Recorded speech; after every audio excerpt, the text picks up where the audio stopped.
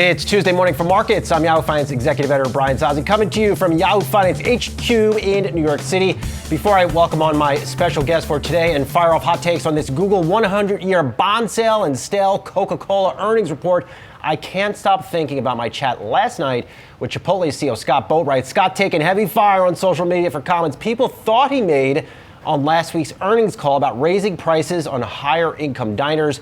The thing is, he never actually made those comments. What he did say was taken wildly out of context. Nonetheless, I asked him about the backlash.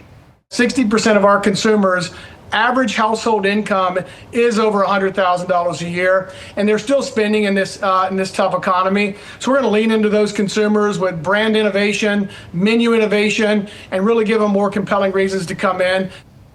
All right, cheers to Scott having a better week as it goes along. It kind of can't get any worse. Speaking of better weeks, software stock investors could use a reprieve. Unless you have been living under a rock the past month, you should be fully aware of the full-on rout in software stocks. The rout has left no prisoners as FOBO, and I just learned this word the other day, or fear of being obsolete, has swept through the space with almost daily AI updates out of Anthropic and OpenAI. Only time will tell if the massive software stock sell-offs are overdone.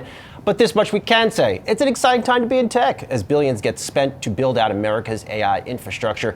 One of the OGs in the AI space is Superhuman. The company pioneered email inbox zero technology, and following a combination with Grammarly, which we use here at Yahoo Finance, is helping to make people more productive on the writing front by way of AI. Superhuman CEO Shishir Mehrotra is here. Shishir, good to see you here. I mean, you heard my intro. I mean, This is some freaking moment in software stock. What do you think about what we're seeing? You know, I think the markets go up and down. It'll be fine.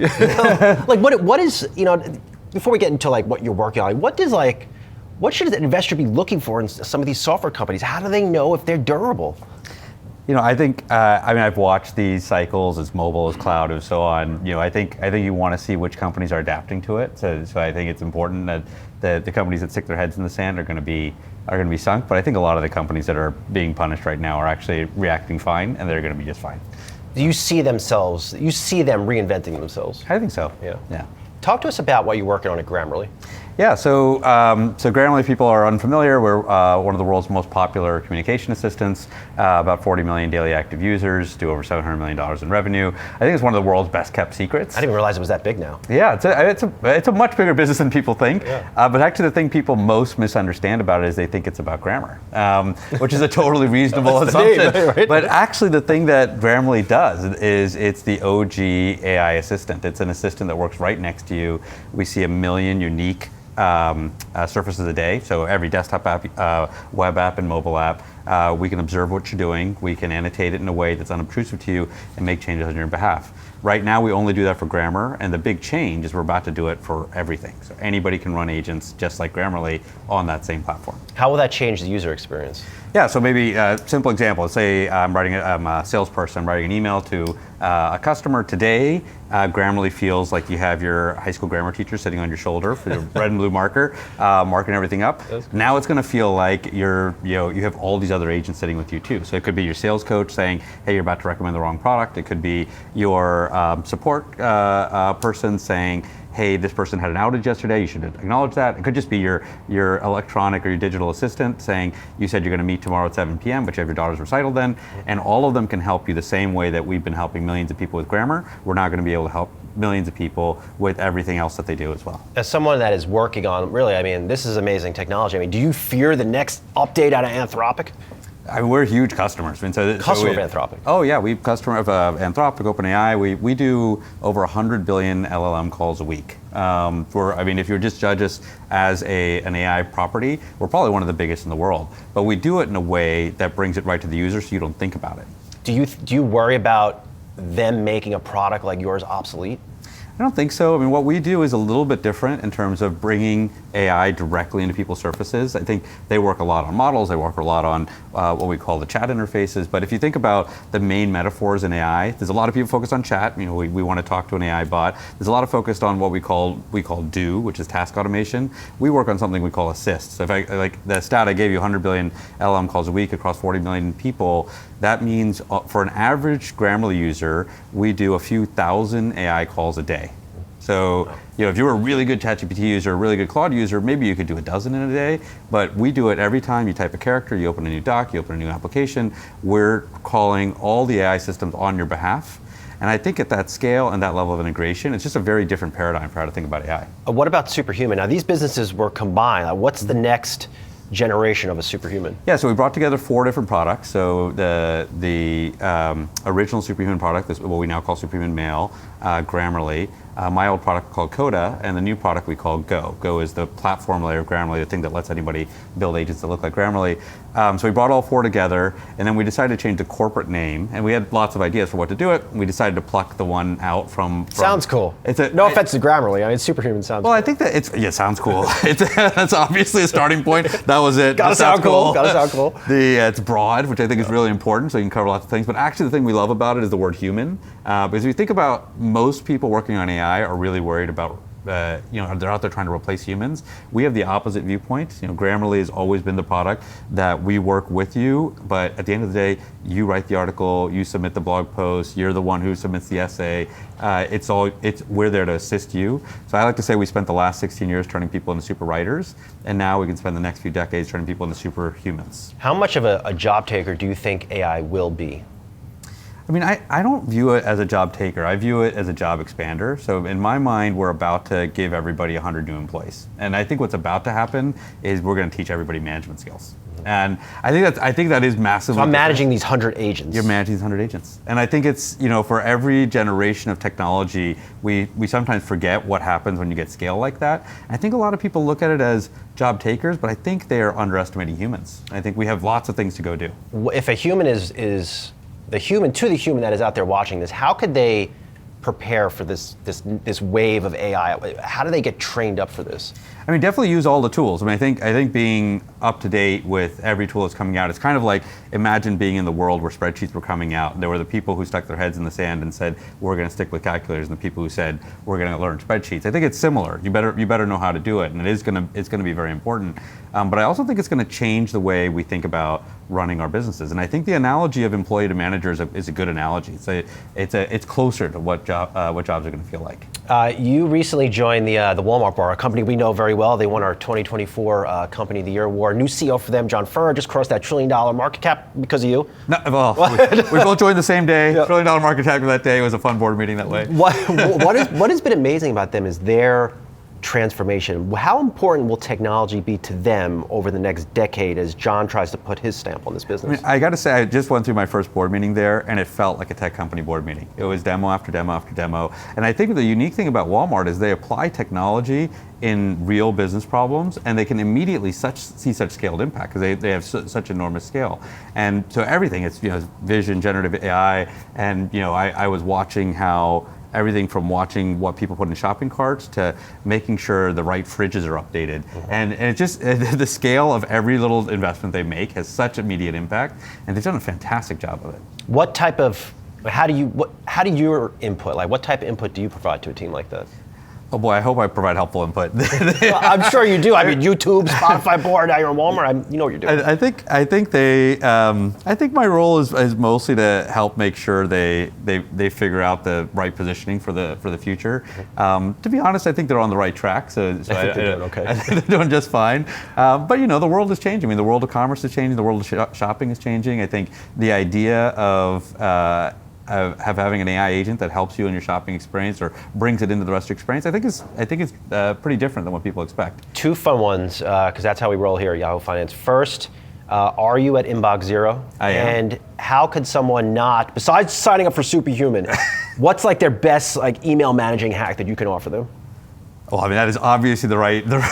Just sign up for Superhuman, right? You took my best answer out. I mean, I'll give you my best one is split inboxes. It is a Superhuman inbox feature, but it's basically, if you think about when you're organizing your desk, you'd pile things together. So I'm going to do the bills over here. I'm going to do all the different related things together. Set up your split inboxes. We have an AI labeler that does it for you, and you just put it in text and you say, I want emails like this to go over here, emails like this to go over here, and then we'll sort it, and you can handle all the recruiting things at the same time, all your customers at the same time, all your next guests at the same time. As the CEO of a company that leads a software platform like Grammarly, do you still write human emails? I do.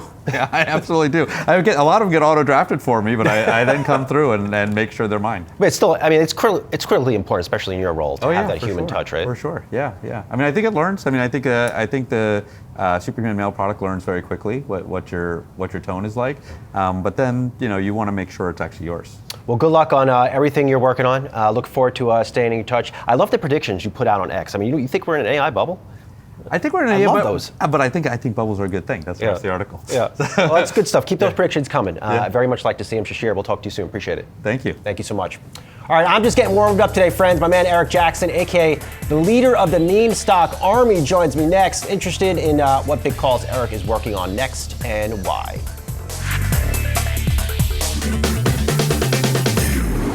All right, welcome back. Just because we started the show with a big guest, you thought I wasn't going to divulge my list of things on my mind today? Come on, we don't mail it in here on opening bid. LFG mindset always. Here are 5 things top of mind for me right now. Coke outperformed PepsiCo in earnings again in the fourth quarter, but I like PepsiCo's investment story better this year. I like it's coming out with healthier snacks and beverages and cutting costs, in part because activist investor Elliott has lit a fire under management's ass. Keep an eye on Oracle after the 10% pop in the stock on Monday following a D.A. Davidson upgrade. The stock is showing some follow through today. I suspect others on the street will defend the beat up tech stock into earnings in a few weeks. Every AI stock bear should read the sales release out of Taiwan Semiconductor and then shut the hell up. Sales in January for the chip player rose 37% faster than the company's 30% guidance for the full year. Meanwhile, Target's new CEO Michael Fidelki just axed 500 jobs and said a few former competitors for his job packing today. It will take way more than this stuff to get the stock working higher again, believe me. And I know you're excited about Jobs Day tomorrow and want to see if AI's reach causes a negative headline reading over jobs. But I could just say this, haven't we learned yet that it's AI developments that will be the main market driver for now and not the jobs report, especially with a lame duck Fed chair? I'm just saying. Here in the opening bid roundtable, EMJ Capital founder Eric Jackson and Yahoo Finance senior reporter Inez Ferre. Eric, I just had a great chat with Superhuman's CEO about the future of software. I mean, he said he sounded concerned still about where it's going, but a little more optimistic as you would expect. Are you as optimistic as someone like that leading a software company on software stocks?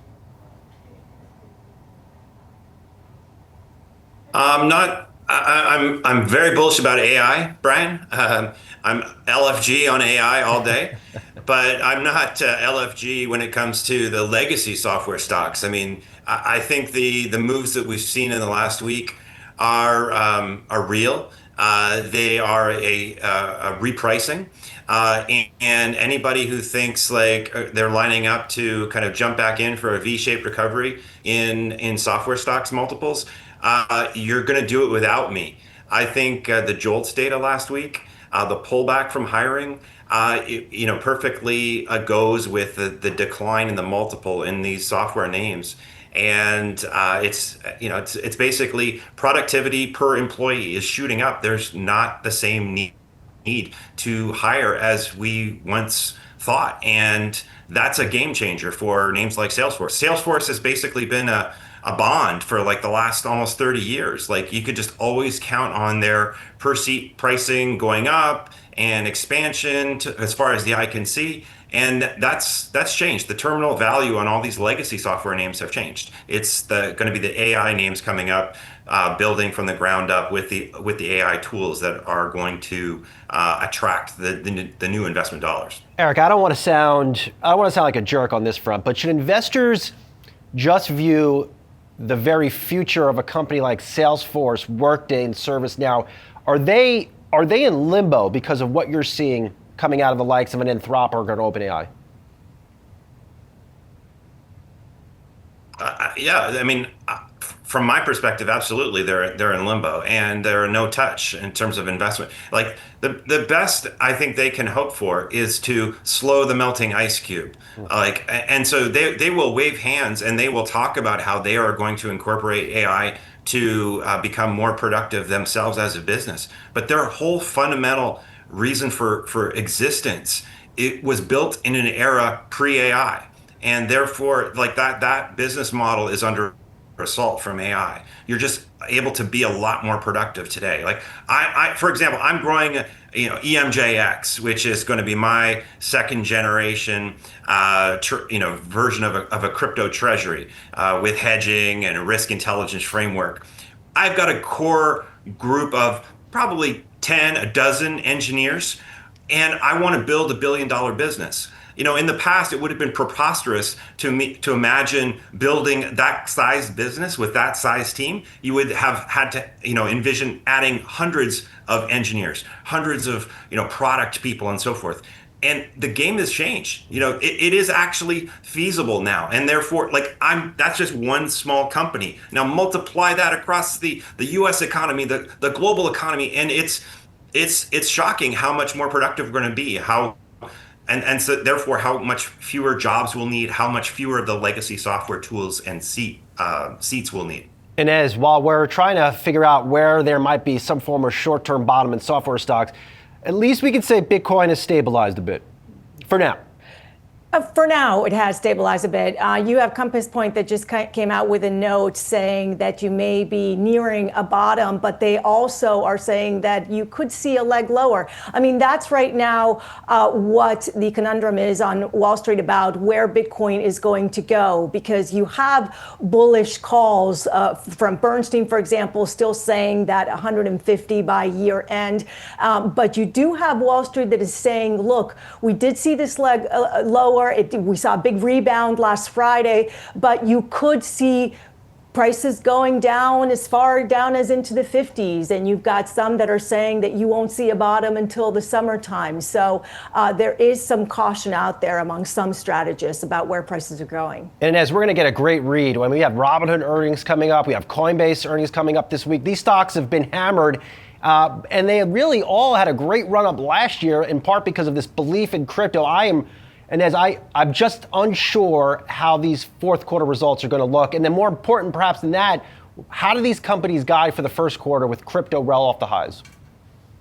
Yeah, and I think that what Wall Street is seeing is that with Robinhood especially, Robinhood has diversified itself so much beyond crypto that yes, crypto is part of the Robinhood story for sure, but you are seeing other businesses that are expected to offset the weakness in crypto. So you're looking at their trading volumes that are up, the prediction markets, that's their fastest growing segment. So that's what Wall Street is focusing on. Robinhood's going to be reporting this afternoon. And what I'm going to be watching for is that enough to offset the weakness in crypto? And if you take a look at what the ratings are like, I mean, there's 24 buy ratings on the stock for hold.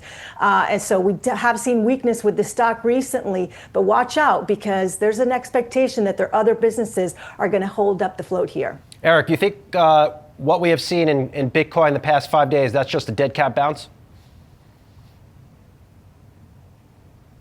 I think you want to be cautious about jumping into the pool. I mean, I'm building a crypto treasury, and so I think people who have sort of a skin in the game often, want to cheerlead and say, "Oh, that was the bottom. Everything's fine now." But of course, remember, was in mid-January that we were thinking like, "Oh, the worst is over. We're at 98K on Bitcoin. I guess things bottomed in December." And then whoops, like how many people predicted that we'd be at 60K a couple of weeks later. When you look at the positioning in the futures market for Bitcoin, there are still a lot of people adding shorts there and a lot of longs that didn't get out. And that's sort of a recipe for, potentially another leg lower. Nobody knows, I mean, is the honest answer, Brian. But I think you just, usually these kinds of, the full capitulation doesn't happen until you see a lot of long-time bulls selling their positions, and I don't think we've got there yet. Eric, as someone literally in the trenches working on a Bitcoin treasury, why are you doing so? What is motivating you to create this? Well, the kind of volatility we've seen in the last 4 months. I don't think the Generation 1 treasuries have an honest answer of how to deal with that, other than say, oh, just wait 15 years and then everything's going to work itself out. I think the market is hungry for a treasury that does have a more sophisticated detection system and hedging system to kind of allow you to be bullish on Bitcoin and Ethereum, but to do so in a less volatile way that doesn't see as steep drawdowns as we've seen in some of the players that are just sort of sitting back and hoping for the best in the long term. So it's always a good time to start a company that solves a problem. Google was started in the middle of the dot-com winter, and so hopefully time will prove out that this was just the right time to be starting my Gen 2 treasury, EMJX, merging with good luck. SRXH. Good luck on building that out, Eric. Keep us posted here. I appreciate it. And as always, good to see you as well. We will talk to you both soon. All right, yours truly is in the zone today, coming in hot in about 20 minutes with a chat with Marriott CEO Anthony Capuano. Earnings came out this morning, and it's almost spring break. No better time than to talk to Anthony than right now. We'll see you soon.